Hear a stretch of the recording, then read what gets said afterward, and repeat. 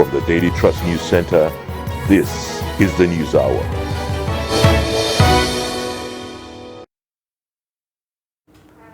Tonight on News Hour, Plateau community expresses fear over impending flood as disease kills 5 in Adamawa. Troops neutralize 39 terrorists, arrest 157 others, rescue 109 kidnapped hostages. President Tinubu told Supreme Council of Islamic Affairs he is not interested in waging war against Niger. And away from Nigeria, 73 dead after fire engulfs building in South Africa. Hello and welcome to the News Hour on Trust TV. I am Ayuba Ilya. Thanks for joining. Residents of Tudun Osi, a flood-prone community of Jos North local government area of Plateau State, are expressing worry over the expected flood that may affect the area after Cameroon released water from its Lagdo Dam. The federal government had predicted that 11 states will be affected by flood arising from release of water from the dam within the next 7 days. Ado Musa reports. In Plateau State, about 4 local government areas including Jos North, Shandam, Lantan North and Lantan South are flood-prone areas, and communities in these areas are often affected by the flood during rainy season. Residents of Tudun Osi in Jos North local government area say they are worried about the expected flood, adding that last year they were devastated by the flood disaster. There is no place people will go. Had it been people has an alternative, they will leave the place. But you know how people are suffering in Nigeria, what they will eat. That is why people build their houses here before the river bank. My worry is that some of the days that flooding coming in our community, our parents are going out to go and find the food or the shelter that we are eating. Actually, we have been facing a very good number of challenges, more especially during rainy season.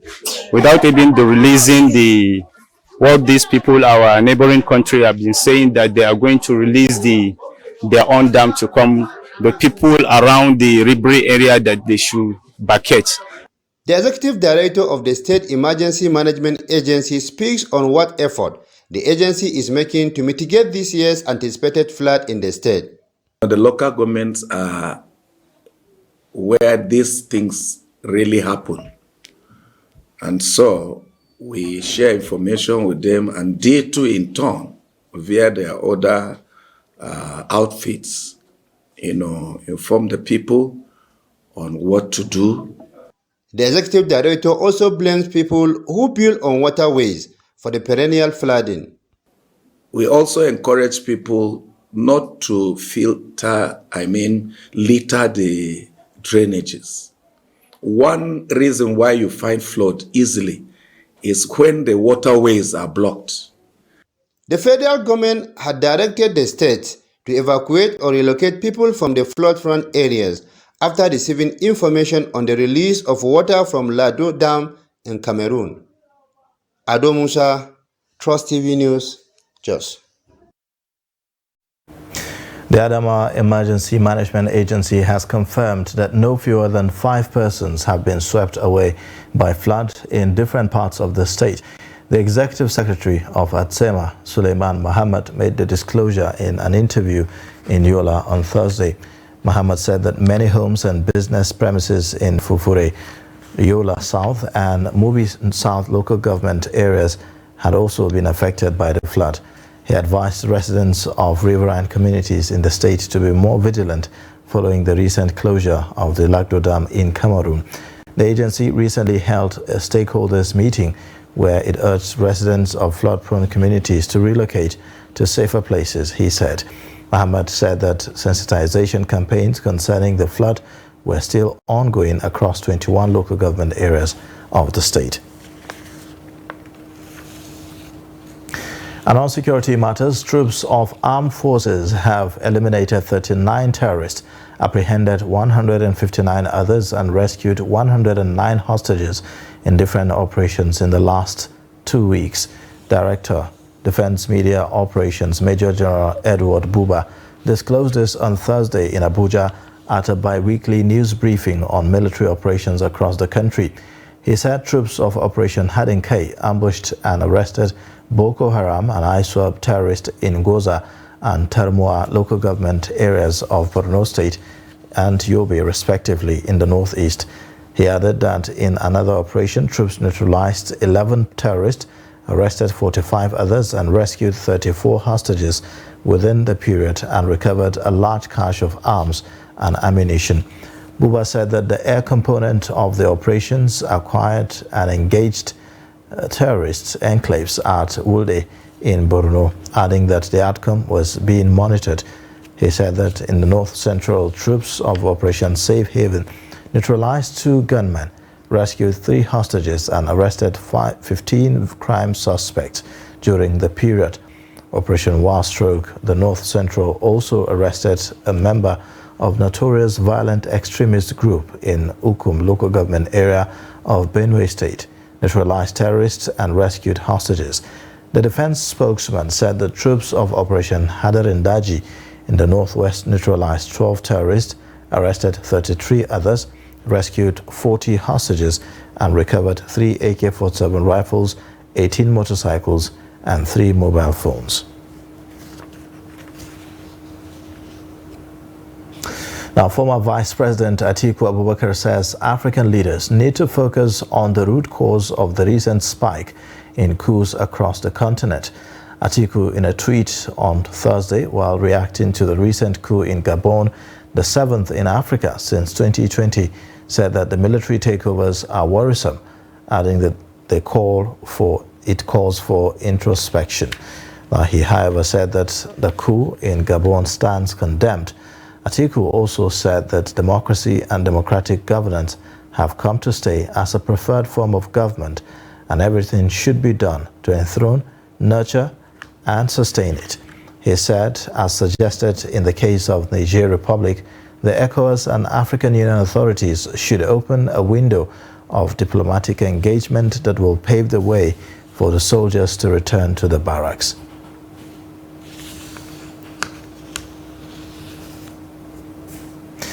In the meantime, people in the Central African state of Gabon awaited a steer on their future on Thursday after senior army officers brought the curtain down on 55 years of rule by the Bongo family. President Ali Bongo Ondimba, whose father Omar had ruled for more than 4 decades, was toppled on Wednesday, moments after being declared outright winner in bitterly disputed elections. Amid scenes of joy in the oil-rich state, the coup leaders named the head of the elite Republican Guard, General Brice Oligui Nguema, as Gabon's transitional president.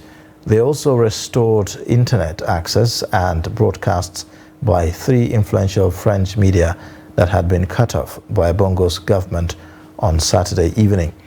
But they kept a 6 p.m. to 6 a.m. curfew to maintain calm and serenity, and Gabon's borders remained closed. The Gabonese Republic and the international community are eager to know how long military rule will last and how the return to civilian governance will unfold.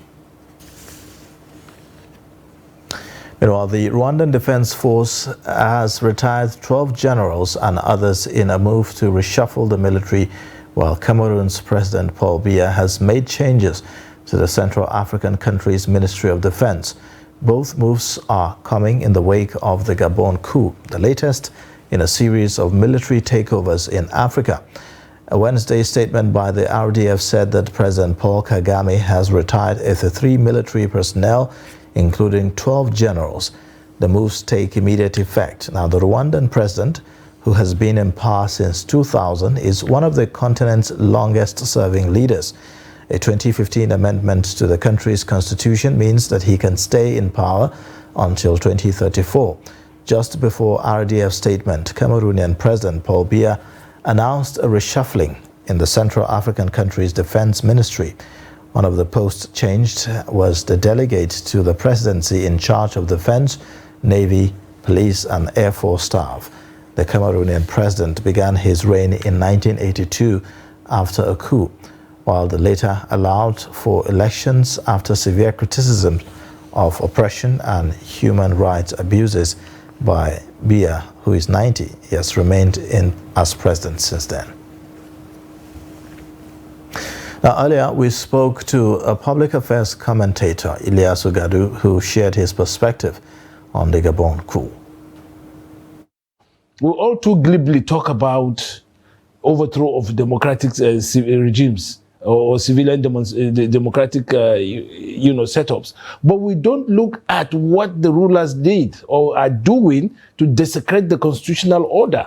And that brings about what we are seeing today. And coupled with the fact that the social and economic situations in these countries have hardly endeared themselves to stability in those countries. So if with what happened in Gabon, the other countries are now realizing that they need to do something about their situation, it's fine. But what is happening really now as a reaction to this happenings in Africa or in French-speaking African countries is actually knee-jerk. They are working to actually protect themselves rather than allowing freedoms that people are looking for to flourish. We want to see a situation whereby these countries that have taken these knee-jerk reactions to come out and start meaningfully instituting regimes or instituting reforms into the political and social setup so that there would be opening of space. There will be opening of space and choices for people, and that will lessen the tensions prevalent in those countries. The exception really here is maybe Rwanda, where, of course, you have had Paul Kagame ruling there for quite a long time, and we've seen the dividends. I mean, people talk about the transformational developments taking place in Rwanda, which is quite commendable. That, for me, is an exception. But to the other cases in Africa, it's all about sit-tight rulers who, despite even staying in power for that long, they have not provided platforms for people to enjoy or to have access to economic dividends, the dividends of democracy. So it's a double jeopardy for the people. On one hand, we have sit-tight rulers who do not want to allow democratic space to open. On the other hand, they have not even allowed the social and economic benefits of their rule to percolate, to cascade down to the people. So in that situation, it's like, people are not provided for democratically and they're not provided for economically. So in that situation, you are likely to have effect. Let's make a distinction. The coming to power by military adventurers is quite condemnable, and we believe it's an opportunist situation. They're taking advantage of the anger, the tension, the lack of good governance in these countries. But at the same time, we want to say that, look, we have to be able to. The essence of democracy is to deliver to the people the sacrifices they've made to vote the government in power and to stay with the government. If the government does not provide the benefits of democracy and good governance, then it is having a deficit, and that deficit might consume it. And that's why while we condemn the military for coming into power, they're adventurers, they don't have better, answers to the people. They are just opportunists because they have guns, they have better coordination of their own activities. Yes, they take advantage. But at the same time, again, we have to caution African leaders to ensure that the essence of being in power is to serve the people, is to be able to do the utmost to help the people, not to make things difficult for them. And the military has no place in power, if the civilian democratic rulers do what is right. In fact, once the military attempts or is seen to try to attempt to take over power, the people who are benefiting from the dividends of the democratic dispensation will fight them. But when they don't do that, the military, of course, would take advantage. I'm not in any way supporting military adventurism into power, but we're looking at the holistic the whole situation in a holistic perspective. And that is why we have to sit down, the AU, ECOWAS, that is fast in condemning military coups, should also sit down and look at the root causes. Military juntas or military adventurers are abhorrent. We don't want to encourage them because it sets back the progress of every country because we'll have to go and start again and all that and all that. But at the same time, again, the onus of good governance is on the politicians because they were elected by the people, and the people reserve their trust in them by electing, by standing in the sun, by defying rains and all kinds of things, to go and vote for the politicians. And the politicians are coming from the people. They are not coming from a command structure like the military. So the politicians ought to be more sensitive to the yearnings of the people and provide the dividends of democracy. Now, President Bola Tinubu on Thursday met with members of the Nigerian Supreme Council for Islamic Affairs behind closed doors at the presidential villa in Abuja. Members of the council were led to the meeting by the Sultan of Sokoto, Saad Abubakar. The president assured the delegation that all diplomatic means will be deployed to resolve the Nigerian political crisis. Speaking to State House correspondent, Minister of Information and National Orientation, Mohammed Idris, who disclosed issues discussed at the meeting, said that President Tinubu urged the Islamic scholars to be at the forefront of fostering national unity and societal integration.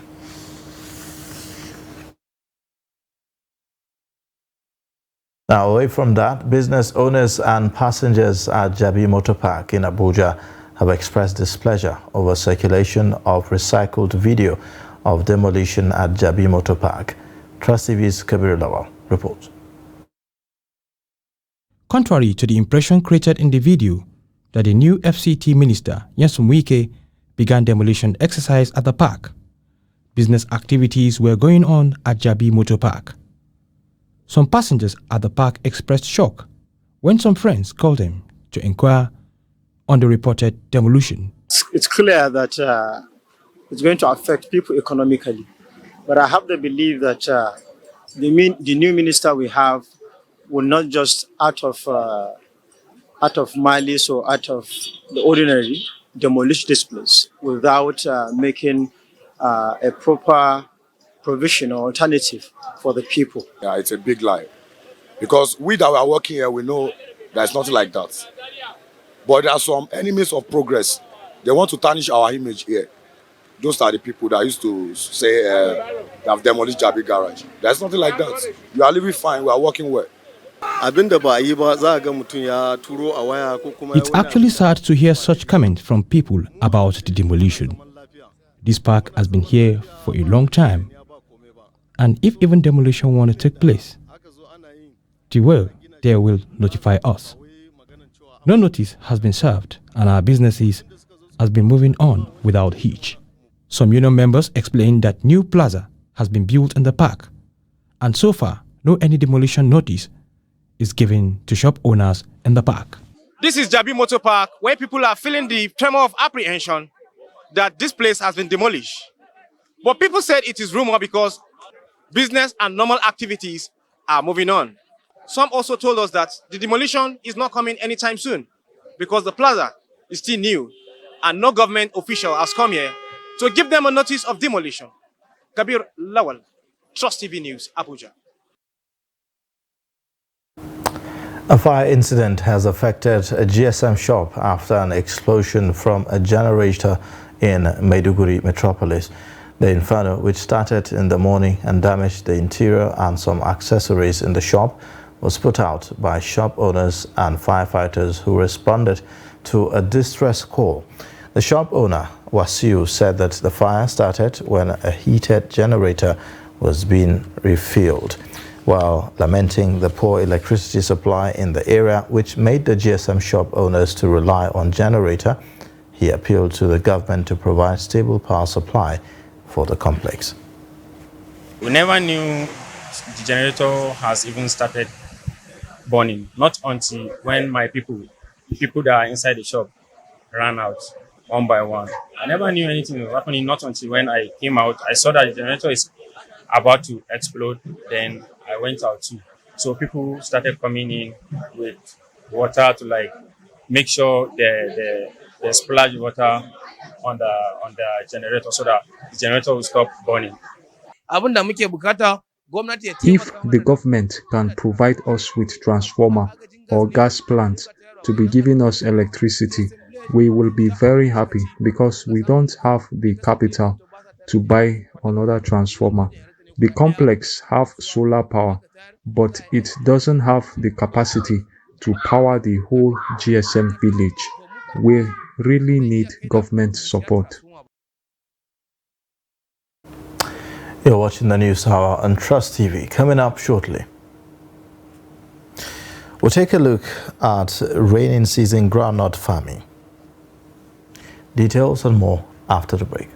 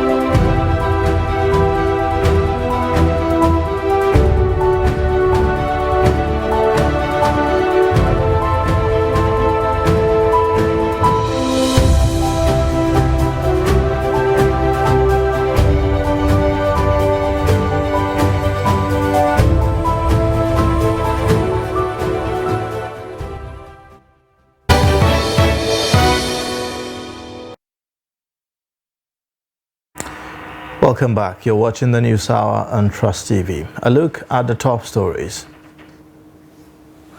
Plateau community expresses fear over impending flood as disaster kills 5 in Adamawa. Troops neutralize 39 terrorists, arrest 157 others, rescue 109 kidnapped hostages. In other news, the Jigawa state government says it has distributed canoes and other embankment materials to communities mostly hit by floods. Governor Umar Namadi stated this at the official flag off of the distribution exercise held on Wednesday in Ringim local government area. He said the move is part of the state government's effort to mitigate the incessant flooding and canoe accidents that have claimed the lives of properties of the people in the state. The items were distributed to 13 most affected riverine and lowland communities in Jigawa state. This is coming after the Nigerian Meteorological Agency predicted possible flooding in some states, including Jigawa state.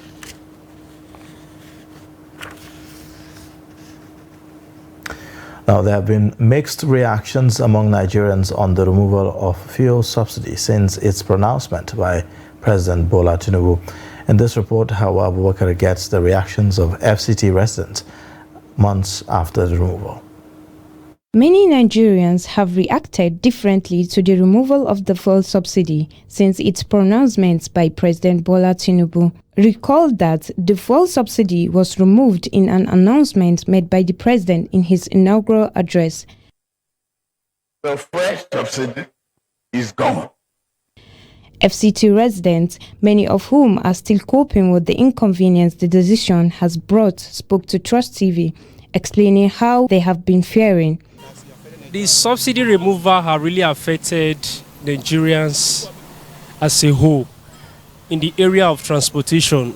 As you can see, transportation are really increased, and it's due to the fuel scarcity, due to subsidy, and in other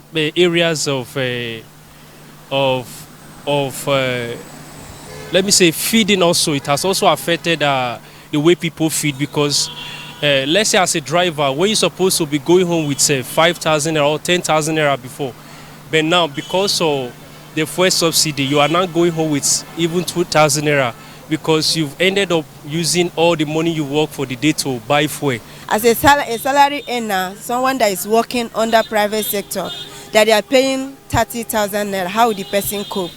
Calculate it for 30 days. Some people work for 30 days, while some work for 20-something days, 26 days. It has not been funny. It causes the price of food in the market. Everything in Nigeria is just God that we are looking up to. And we are praying that our leaders should hear our cry. It has not been funny. It has not been easy. Everyone has been crying. If God will touch their heart, they should hear the cry of masses. It's a solution, but coming at the wrong time and being implemented in the wrong way. First of all, we understand that there are a whole lot of racketeering about subsidy. It wasn't actually existing, but it was enriching a very few persons in Nigeria. So if we want to remove it, we'll now look at who are the ones that will be affected by this. They are mostly Nigerian, I call them indigent Nigerians, poor Nigerians, who are larger in population than these individuals who have decided to suffer the masses. The president a few days ago disbursed 5 billion naira each to the 36 states for the procurement of food items and palliatives to Nigerians. He also released his agenda for Nigeria, carrying 8 critical points ranging from food security to economic growth to security, among others. Nigerians are, however, hopeful that these moves will help ease the pressure in the short, medium, and long term. Hawa Abubakar, Trust TV News, Abuja. Graduates in Benue State have been urged to embrace self-employment through skills acquisition and turn away from an over-reliance on government jobs that are not readily available. This is coming on the heels of Nigeria's endemic battle with unemployment as millions of youths remain unemployed. Jimmy Azande reports. The methodology used by the National Bureau of Statistics, counting people who work for just an hour in a week, has employee-generated controversy. But that is not what bothers the residents here. They are more concerned about the youths who are graduates of higher institutions waiting for jobs in public service. I feel and I think it's necessary or it's important for students to have a skill or be self-employed upon graduation, because if you are depending on a white collar job, it's not be funny, and it's not be funny seriously, but I just feel that as a student, just know something, learn a skill, learn a handwork. To me, looking at the issue of our country, the state of our country this time or nowadays, to me, I think paper qualification is not the best solution to our youth. There are a lot of skills acquisition that our youth can involve, which they can earn more, which can earn them more better. Because if you look around, there are no industries in our country, and we have vibrant young who have graduated from our universities with first class, second class, upper, and they are about roaming on the street. So I encourage that our youth should not just focus on paper qualification. Some of the unemployed graduates are already facing the consequences of their actions or inactions. Students are supposed to be self-employed after or upon graduation, because I'm an immediate graduate of Benue State University, Department of English, and as a graduate I've come to face a lot of challenges, and I've come to the realization that life is beyond what we see and everything is not the way it seems. Back then when I was still in the university, I feel that people who are outside there are doing quite well. Some of my classmates engaged into entrepreneurship. There's one of my guys that was learning furniture, and the other ones indulge into tailoring and some other skills. They, however, urged the government to provide an enabling environment for the youth to harness their potentials for economic prosperity. Jimmy Azandi, Trust TV News, Makurdi. We'll now take a quick break. The news hour continues shortly. Residents of the Federal Capital Territory are hereby alerted to the activities of scavengers, also known as Babambula, which security agencies have identified as a high-level security threat to not only the residents but also to our infrastructure as they perpetrate petty stealing and acts of vandalism on public utilities. More so, they are drug peddlers, serve as spies to terrorist elements, and are ready-made tools for the public disturbances during which they attack people with dangerous weapons. The Federal Capital Territory Administration therefore reiterates that the ban on scavengers, aka Babambula, operating within the Federal Capital City is still in force. These miscreants are advised to stay off the streets of the Federal Capital City for their own good, as defaulters will be apprehended and prosecuted, including parents of underage children involved in these practices. Relevant agencies are carrying out enforcement of this ban as stipulated. Be law-abiding always. Let's together build the FCT of our dreams. Management announcer.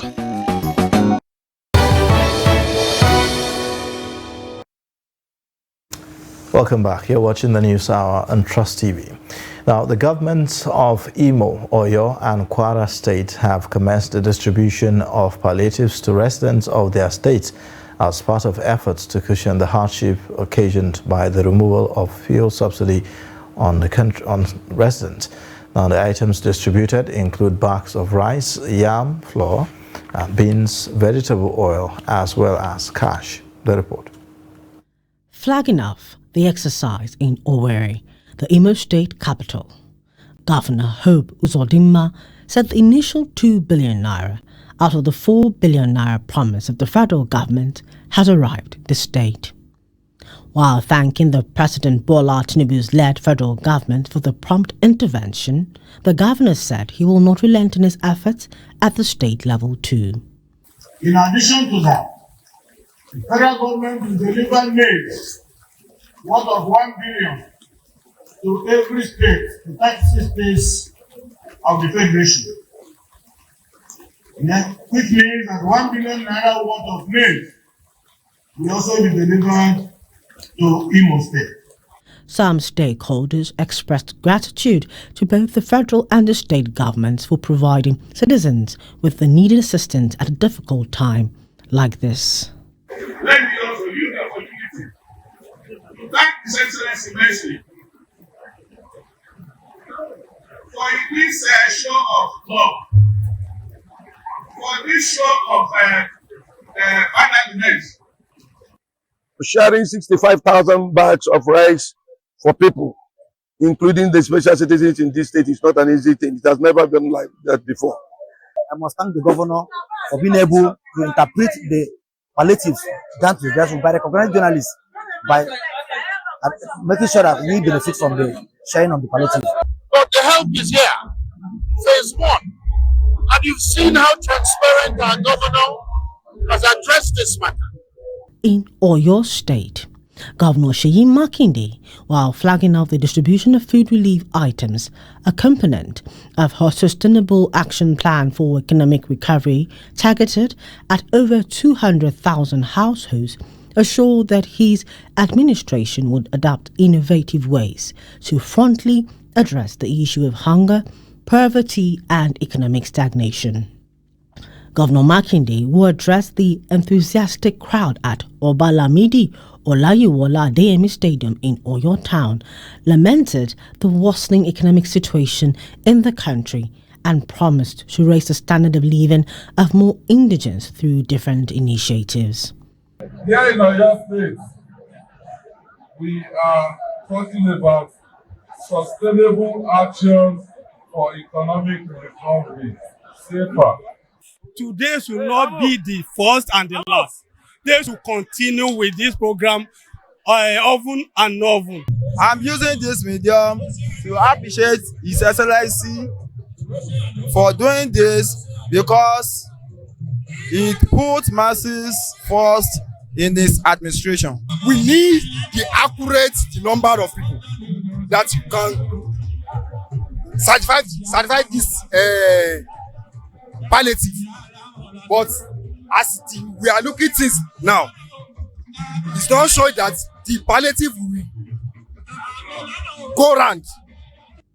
At a similar event in Kwara, the north-central part of Nigeria, the state governor said the palliatives are only a show of empathy with the people as more sustainable initiatives are being implemented in phases to ease the living conditions of the people of the state. He was represented by the Speaker, Kwara State House of Assembly, Yakubu Danladi Salihu. Over the last few weeks, our government has rolled out different palliative measures to support the people in the formal and informal sectors. Some of the beneficiaries at the event were full of gratitude to both the state and federal government for the gesture. The committee chairperson, CP Eboluwarotimi Adeleshi, said the flag-off marked the beginning of the exercise, which would see the palliatives being taken to all the 16 local governments after agreeing on the modalities with all stakeholders and interest groups. Coupled with his own initiative, which are quite many, this indeed has shown that the Kwara State government is committed to formulating policies and bringing up programs towards alleviating the plight of the public, particularly bona fide indigents of the state. The event was attended by beneficiaries of the first batch, including representatives of different sections of the society. Now, during Nigeria's agricultural boom, groundnut contributed to the sustenance of the Nigerian economy through revenue from exports to both foreign and local markets. Groundnut pyramids were a spectacle to behold as they were towed to a point higher than most buildings in Kano City. Today, groundnut pyramids have crashed, but groundnut farming and production still remains in some major cities across northern Nigeria. In this report, Trust TV correspondent Idris Jibril takes a look at groundnut farming for this year's wet season. Malam Sani Ahmad is a groundnut farmer in Kano who is seen struggling to ensure a proper harvest in 2 months' time. He said he cultivates groundnut every year to meet up with the demand of his family in addition to food crops. I plant groundnut every year to complement the spendings of my family. You see, if I do it now, in most cases, if any of my daughter or my son wants to get married, I will carry the groundnut and sell it and then take care of all the needs of the family.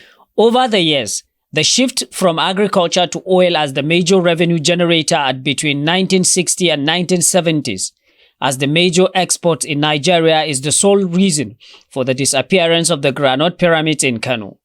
While this is true, farmers say there are also several environmental factors that contributed to the crash of the groundnut industry in Nigeria. You see, why people have been running away from groundnut farming in recent years is because, there are so many problems. We used to have groundnut pyramids, but groundnut pyramid is no longer here. So if you cultivate the groundnut, you have to take it to the local market. And the local market, they won't buy it at a good price. But nowadays, groundnut is expensive. You can see that many people are returning to groundnut farming across many parts of Kano State. According to traders, most of the groundnuts now processed and consumed in Kano is not cultivated from Kano, but are brought from neighboring state, which is why groundnut is now expensive across many parts of Kano State. Groundnut is now expensive. Why it is expensive? Because you know the situation we are in.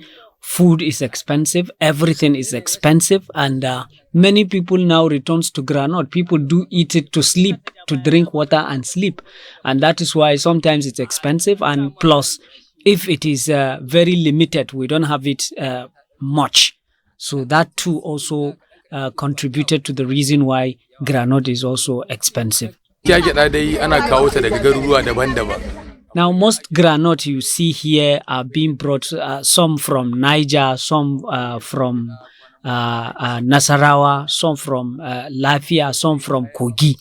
but the Kano groundnut is not ready yet, but we are waiting for it. But most of the one that we are selling here is not from Kano. That is why it's expensive. Lack of improved seeds, inadequate government intervention, and the disappearance of the popular groundnut pyramids are some of the major reasons why groundnut farming is no longer booming in Kano. But with the recent change in price of these cash crops, farmers in Kano are gradually returning to groundnut farming across many farming communities. Idris Jubrin, Trust TV News, Kano. The Committee of Federal Polytechnics Rectors has denied allegation bordering on bribery and extortion by a member of the ad hoc committee investigating job racketeering in ministries, departments and agencies of government. Leader of the Federal Polytechnics Rectors, Yahya Muhammad Bande, denied the allegation when the federal rectors appeared before the ad hoc committee. The report. An online medium, Premium Times, had in an investigation reported how some members of the panel had asked vice-chancellors of universities and head of tertiary institutions to pay a certain amount of money as bribes into a bank account in order to give them soft landing. Chairman of the ad hoc committee began the investigative hearing with a question to clarify the bribery allegation against the ad hoc committee. The rectors all denied the allegation. Mr. Chairman, this is the first time we are even seeing any chairman or any member of this committee today.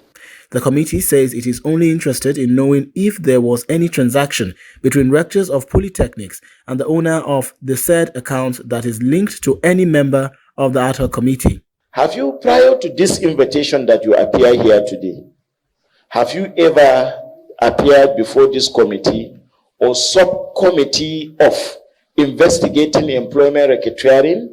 The committee has, however, insisted that it will not give in to any form of blackmail, but will instead go ahead with its investigative hearing and come out public with its report and recommendations. The vice-chancellors are also expected to appear on Friday to state their own side of the allegations, as well as furnish the committee with detailed information as to recruitments carried out to date. In another development, the Speaker of the House of Representatives, Tajuddin Abbas, has said that the abuse of tax incentives and waivers was an act of economic sabotage which must not be allowed to continue. Abbas was speaking while inaugurating the ad hoc committee to investigate allegations of abuse of tax incentives, tax breaks, and tax waivers by public institutions and companies benefiting from tax incentives. Represented by the House Leader, Julius Ihonbari, the Speaker said the investigation by the House was to put an end to such acts of economic sabotage and ensure transparency, accountability, and fairness in the tax system. We need to look into this issue of tax waivers, tax incentives given to companies. The purpose of giving them is to see that at least they contribute or they bring their own quota towards the development of the economy of the nation. Yelman said taxes enable the government to raise the necessary funds needed for development. There are some gaps and leakages. That is why this committee is created, to see that how we are going to fill the gaps, to make sure that at least Nigeria didn't depend on borrowing. The committee will begin its investigative hearing in earnest next week, with MDAs mandated to appear before it. The Lagos State Police Command says it has arrested one Samuel Adeniyi for allegedly killing his girlfriend and 6 others. The State Commissioner of Police, Idowu Owonwa, who disclosed this while parading the suspect and others, said that the accused were also responsible for the death of one police officer during a robbery incident at Airport Hotel in the Alausa area of the state on August 3, 2023. Aishat Momo reports. The Lagos State Commissioner of Police, CP Idowu Owonwa, on Thursday paraded a total of 66 suspects for various offences, including murder, armed robbery, impersonation, kidnapping, among others. This is coming barely 1 month after the launch of Operation Flush, a strategy to eradicate crime from the state began. Among those paraded, 6 were arrested for armed robbery and the death of a police officer, while another was arrested for allegedly murdering his girlfriend. Aside this, through our intelligence activities and the support of members of the public, we arrested 2 fake citizens who deceived members of the public, making the members of the public to believe that they were genuine police mobile personnel, and they were engaged by an estate to provide guards for them in that estate. And they were armed with a locally fabricated AK-47 rifle. And they've been providing this guard for the estate for months until they went on an illegal operation and our operatives swooped on them, arrested them, and they confessed to the crime. And the locally fabricated AK-47 recovered from them. Other cases, the commissioner said, bordered on traffic robbery, while a special model pistol called Spider Victor was recovered from one of the suspects who was apprehended at a coal bridge. We deployed our operatives to cover some of the flashpoints. Unfortunately, last night on a coal bridge, 2 of those traffic robbers were apprehended. And like I said, the most unique thing about this is not just their arrest, but the recovery of this weapon from them. Spider Victor. This is strange. It's a unique weapon. So we are working currently to get into the roots of this. The command equally recovered 18 firearms of various descriptions, 25 live ammunition, 2 bags containing fake dollars and pounds, 34 bags of drugs suspected to be Indian hemp, amongst other items. In an interview with one of the suspects, who disclosed that he was lured by his friend into armed robbery, adding that he deeply regrets his actions. Owohunwa, who disclosed the command's intention to set up a task force to curb criminality in the state, sounded a note of warning to miscreants intending to take advantage of the ember months to perpetrate crime. He, however, assured Lagosians that the command would continue to do everything operationally possible to ensure that crime and criminality are brought to the merest minimum in the state. Point-of-sale operators in Abuja say that they pay taxes to the authorities to operate on the roadside. Trust TV speaks to operators on what it takes to set up the business, the challenges they are faced with operating on the roadside. The report. Operators of the point-of-sale business, also known as POS, find it easy to run the business on the roadside, but that comes with a lot of challenges, one of which is constant harassment from tax collectors. It is one business that has made life very easy, as it can be found at convenient roadside corners. For many, it is a source of livelihood. Majority of people out there, they are after the POS attendants. Reason because they feel these people are making more money. And that has a major risk. Some people will come in disguise to send you fake alerts and you give them money. Before you realize, it will be gone. And honestly, it has gone a long way to weigh us down. But nevertheless, we're still on the road 24/7 going. There are, however, certain challenges faced by these operators. The business owners said often officials from environmental protection agencies collect payment, but receipt is not usually issued to them. They said they pay the money to avoid the closure of their business. Yeah, sure. Like this place, AMAC, we have to, before you start anything here, you have to go to AMAC. They will be the one that will give you the space. So you have to pay a fine, just like registering for them to know that they were the one that gave you this place. And we pay for environmentals. They come every Tuesday and every Friday we pay them, and I think that is the only thing. The Abuja agreed that if you have a post like if you pay 5,000, then there are other expenses there are other miscellaneous expenses like 1,000. Tax force will come and collect. For now, these are the expenses for now. They expressed willingness to pay tax to the relevant government agency to be allowed to carry out their legitimate business, but call on the government to check the taxation system. Sarah Solomon, Trust TV News, Abuja.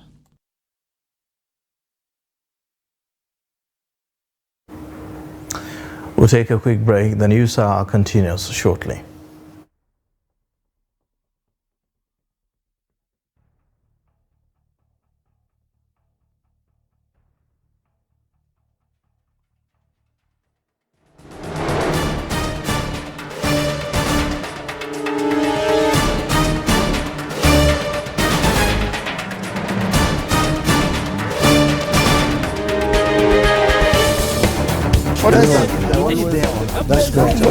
exclusive.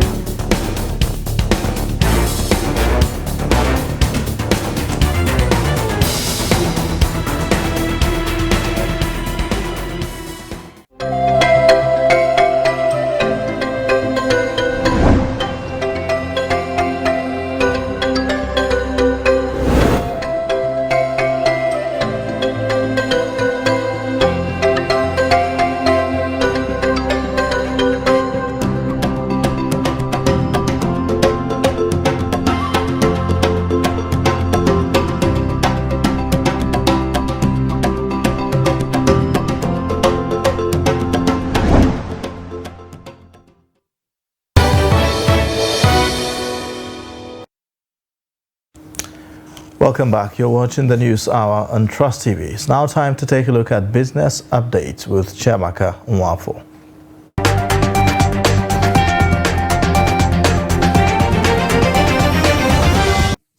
The Minister of Aviation and Aerospace Development, Festus Keyamo, has directed airlines and companies operating in the Murtala Mohammed International Airport to move to the Terminal 2, as the old terminal will be shut down for repairs from October 1, 2023. This is as he suspended the Nigeria Air Project, the concession project, and other contracts on the grounds that he owes it to the government and Nigerians to give an honest assessment. The minister said the concession and national carrier will be suspended until he briefs the president. The minister disclosed this on Thursday during a tour at the International Airport in Lagos, where he was accompanied by Kabir Yusuf Muhammad, the managing director of the Federal Airports Authority of Nigeria, FAN. We will talk with them. Those private hangars that are disturbing the expansion of the apron for the big bodies to come in for us to use the new terminal. They must have to make sacrifices for Nigerians as a whole. So the private rights of people cannot override the comfort of Nigerians as a whole. That's all we are saying. Meanwhile, the Debt Management Office sold treasury bills valued at 406.10 billion naira across its auctions in July of 2023. This represented a 0.39% month-on-month increase in the value of treasury bills sold across its auctions in June, which stood at 404.51 billion naira.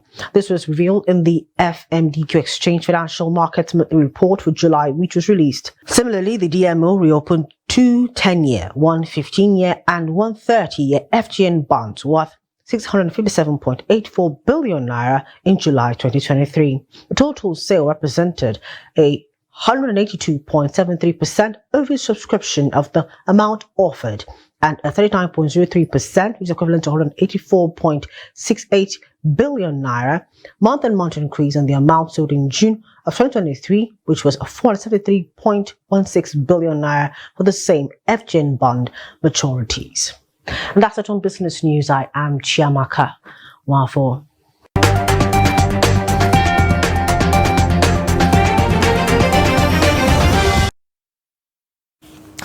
And away from Nigeria, a fire that engulfed a 5-story building taken over for illegal housing on Thursday killed more than 70 people, including children, in central Johannesburg, the South African city's emergency services said.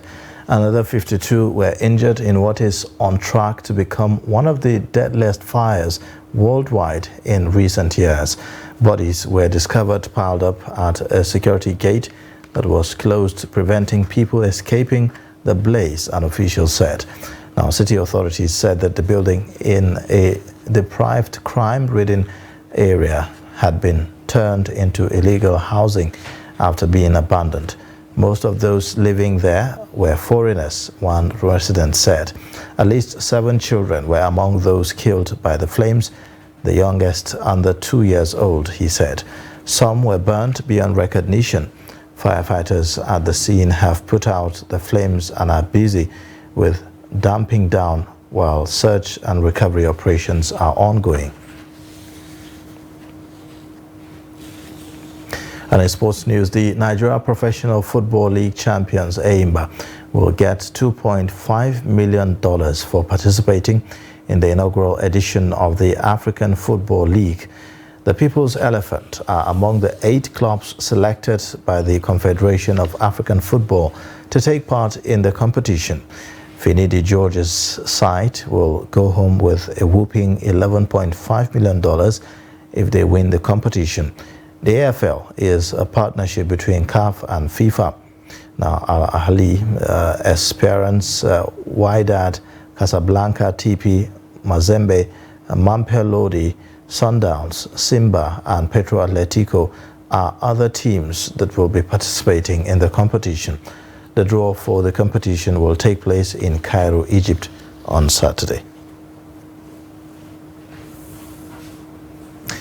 And the draw for the 2023-2024 Champions League took place on Thursday in Monaco, with all 32 clubs in the competition.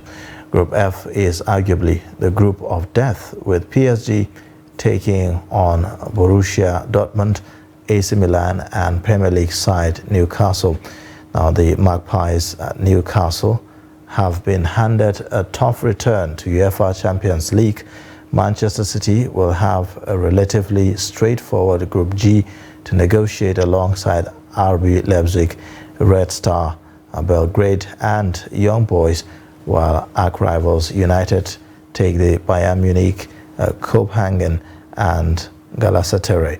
Now Arsenal were handed a comfortable draw against Europa League champions Sevilla, PSV, Eindhoven and Lens in Group B on their return to the competition after a 6-year absence.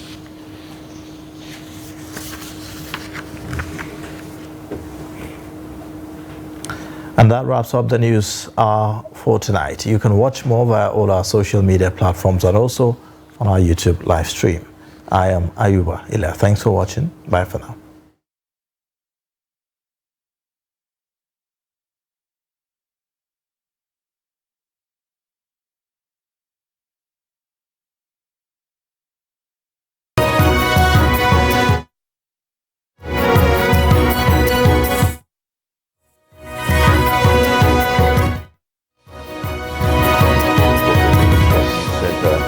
This is the News Hour.